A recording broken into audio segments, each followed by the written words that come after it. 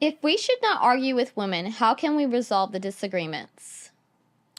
Well, you can't solve problems unless you can talk openly and honestly about them. But you also have to be with a girl who is easygoing, easy to get along with, somebody that communicates like an adult, somebody that's not a hothead, somebody that doesn't explode at you and start calling you names and insulting you, or somebody that likes to stonewall and says, I don't want to talk about it, and they give you the silent treatment and they try to punish you for a while.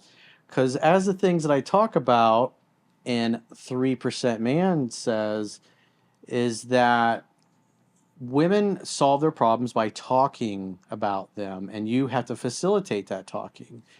But if she's unwilling to talk, and it all boils down to how her parents raised her, if the parents were hotheads, or if the mother and the daughters don't respect the father and they treat the father like crap, typically what's happened by the time they become an adult is they're emotionally anchored and conditioned to having chaos, having drama. And if you want somebody that's easygoing, easy to get along with, and you start dating a girl, but she was raised in a very chaotic environment where there was lots of drama and she hasn't done therapy and counseling to help her overcome her childhood trauma, it's going to be very hard to work out your differences. Ideally, you want to be with somebody that can calmly and rationally share where she's coming from and will want to resolve the differences right away. She's not going to stonewall you or make you wait. Because just because you know the book and the material that I teach, if you made a bad choice or you didn't properly vet the girl, and now you're 6 months down the line and she's a hothead, she ignores you for 3 or 4 days, or she cusses you out or yells at you or throws shit at you and is just difficult to be with, it's really hard to have an easygoing, easy to get along with type of relationship when somebody is like that. And so you got to keep that in mind because there are women out there that you're just not going to be able to have a healthy, normal relationship. And it just really depends on the father. Did dad do a good job or not? If dad did a good job, then his relationships with his wife or his girlfriend or his baby mama or whatever and his daughters, they're going to talk things out rationally and they're going to work out their differences by speaking about them. And if you ask a woman a question, she should be willing to tell you. She shouldn't be trying to stonewall you or getting mad or saying I don't want to talk about it and then just leaving you hanging for days while you suffer in silence and you wonder what the hell's going on in my relationship. So first and foremost, you can't make good wine from bad grapes. So you got to have a good woman, but let's assume that you are dating somebody who's a good woman and she's upset. You got to understand where she's coming from. It's always better. I can't remember where I heard this. It's better to seek to the in other words, it's better to try to understand the other person instead of focusing on making sure that you're understood.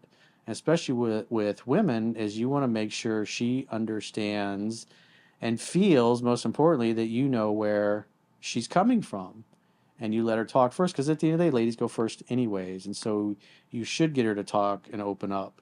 And the reality is women tend to say on average about 8,000 words a day and us guys tend to say about 2,000 words. And so you got to facilitate her talking, and sometimes a woman just wants to talk and vent and share things and have you listen and feel like you're actually listening and taking it all in instead of trying to solve her problem.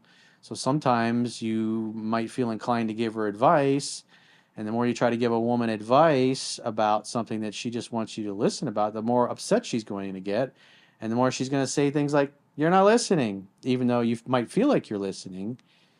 What you're communicating to her is, especially if you're trying to solve the problems, she doesn't want the advice. She wants you to listen. And so if you're ever in doubt, it's always good to say, do you want me just to listen or do you want my advice and opinion before you really get into it?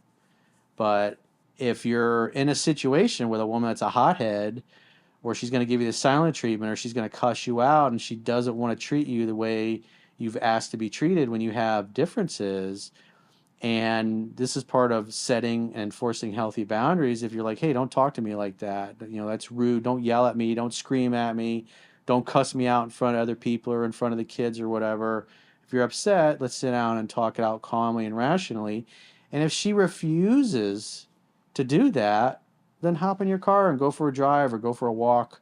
Go see your mom, go hang out with your buddies, go do something. Say, well, I'm going to come back in a few hours and hopefully you've calmed down then and we can talk things out because you're being abusive right now and this is not the way to work out our differences.